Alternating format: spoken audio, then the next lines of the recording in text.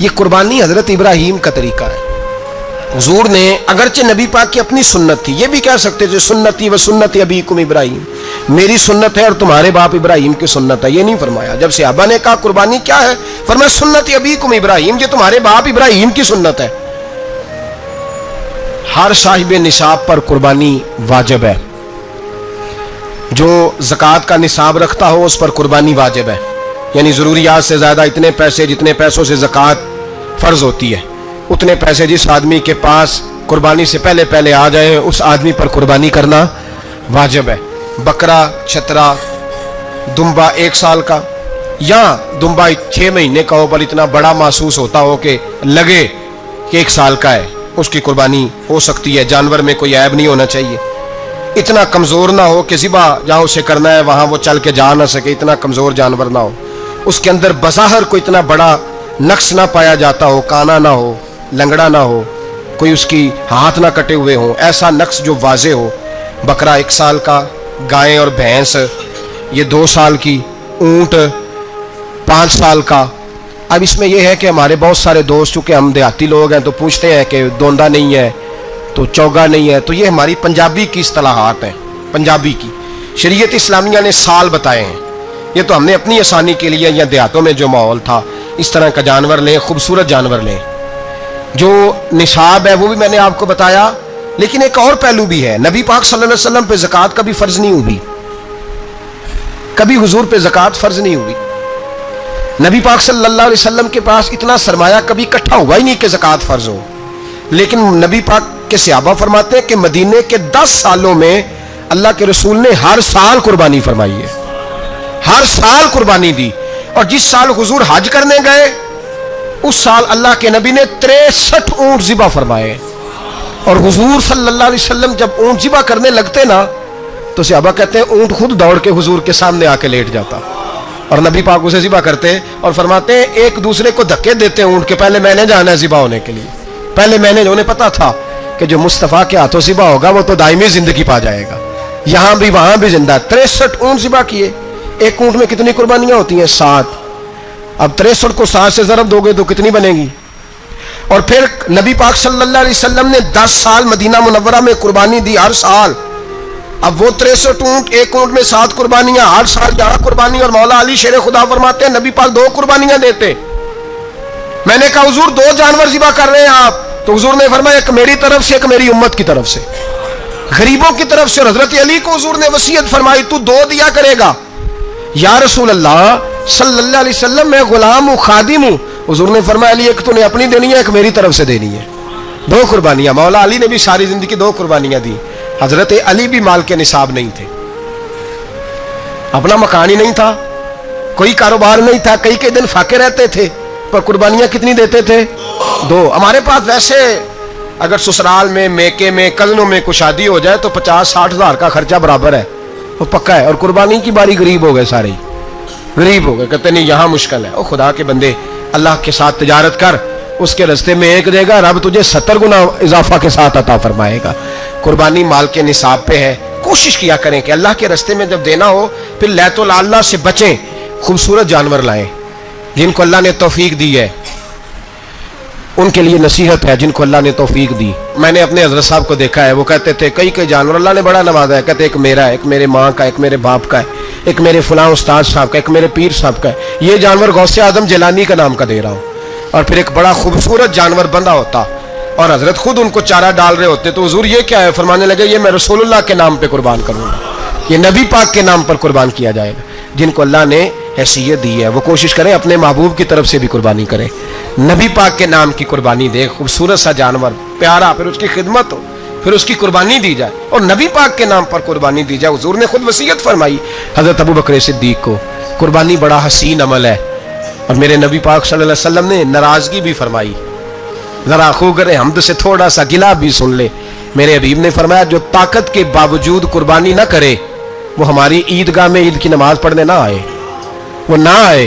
اور یا رسول اللہ جو کرے گا، فرمایا قربانی کے جانور کا خون کا قطرہ بعد میں زمین پہ گرے گا، اللہ اس کے سارے گناہ پہلے معاف فرما دے گا، اللہ اس کے سارے گناہوں کو بخشے گا.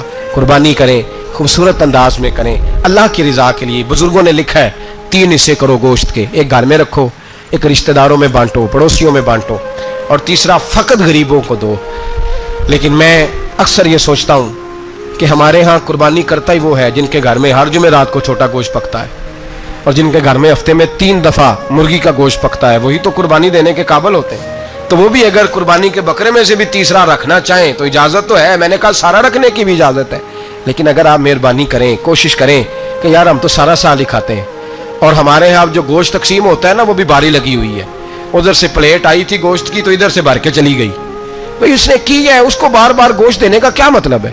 आप ये देखें अजीजों में, रिश्तेदारों में, और मैं अगर थोड़ा सा आपकी तवज्जो कराने में कामयाब हो जाऊं तो सफेद पोश लोगों को देखें।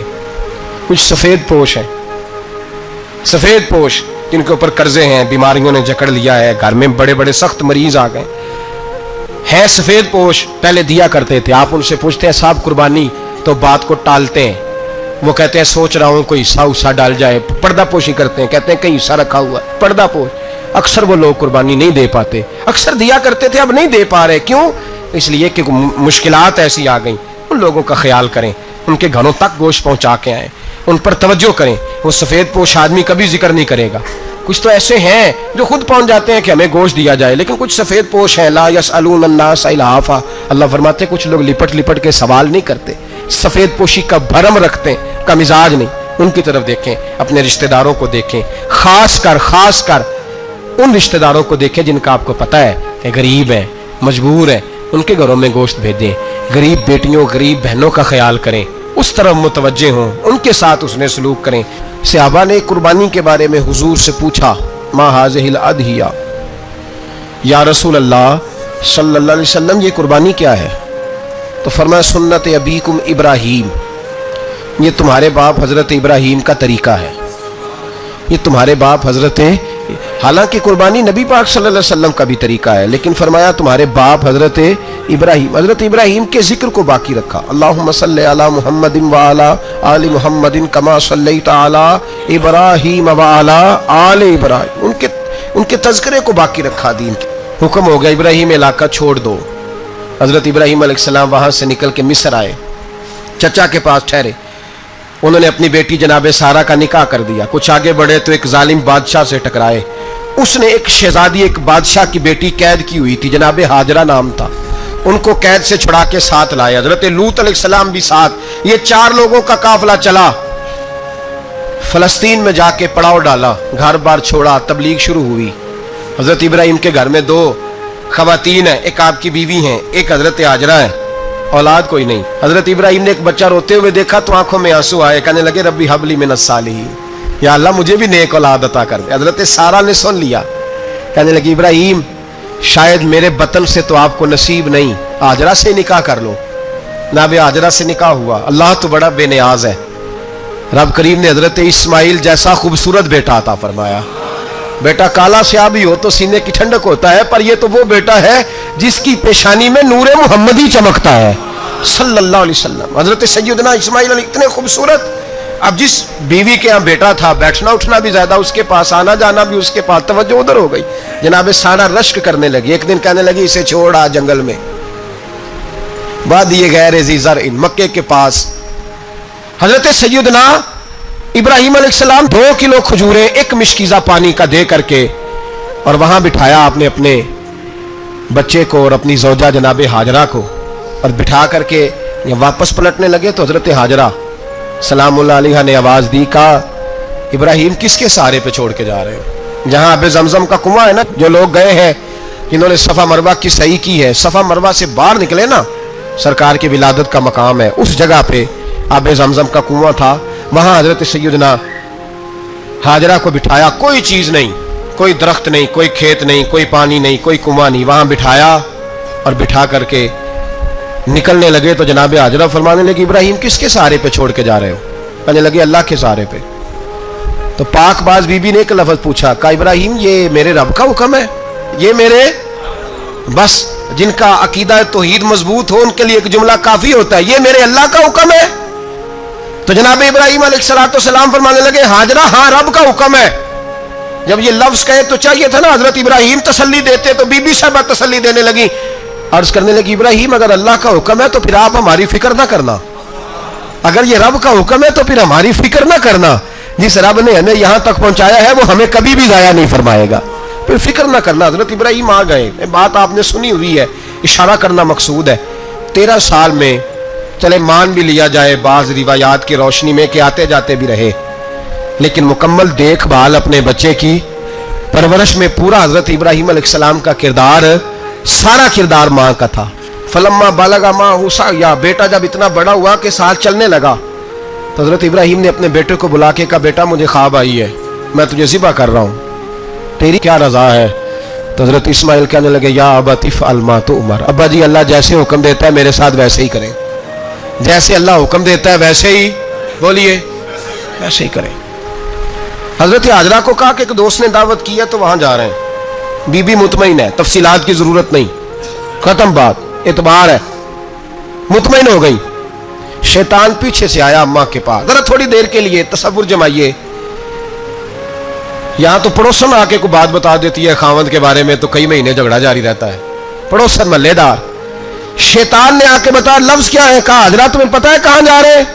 کہا دوست کی دعوت میں۔ تو کہنے لگے دوست کون ہے؟ رب کریم، اور ابراہیم کا خیال ہے کہ اس رب نے مجھے حکم دیا ہے کہ میں ذبح کروں۔ تو حضرت حاجرہ کہنے لگی کبھی باپ بھی بیٹے ذبح کرتے ہیں؟ تو شیطان کہنے لگا ان کا خیال ہے کہ ان کے رب نے حکم دیا ہے۔ تو جناب حاجرہ فرمانے لگی اگر رب نے حکم دیا تو پھر تو مجھے شیطان لگتا ہے، تو مجھے شیطان لگتا ہے۔ کہا کیا مطلب؟ فرمانے لگی اگر رب کریم کا حکم ہے تو میرے پاس ایک اسماعیل ہے، اگر 1000 بھی ہوتے میں سارے اللہ کے راستے میں پیش کر دیتی، مالک کا ہی تو ہے سارا کچھ، اسی کا ہے، اس میں لیت اللہ کی کیا گنجائش؟ حضرت سیدنا ابراہیم علیہ السلام نے بیٹے کے حلق پہ چھری رکھ بھی دی اور چھری چلا بھی دی، رکھ بھی دی، اور وہ تو اللہ کریم نے فرمایا یا ابراہیم قد صدقت الرؤیا، ابراہیم تو نے خواب سچا کر دکھایا، وہ قیامت تک تیرا نام رہے گا۔ حضرت ابراہیم نے وطن بھی دیا، جان بھی دی، بیٹا بھی، اللہ کریم نے دمبے دیے، فرمایا یہ فدیہ ہے۔ اب یہ قربانی قیامت تک حضرت ابراہیم کے طریقے کے مطابق جاری ہے۔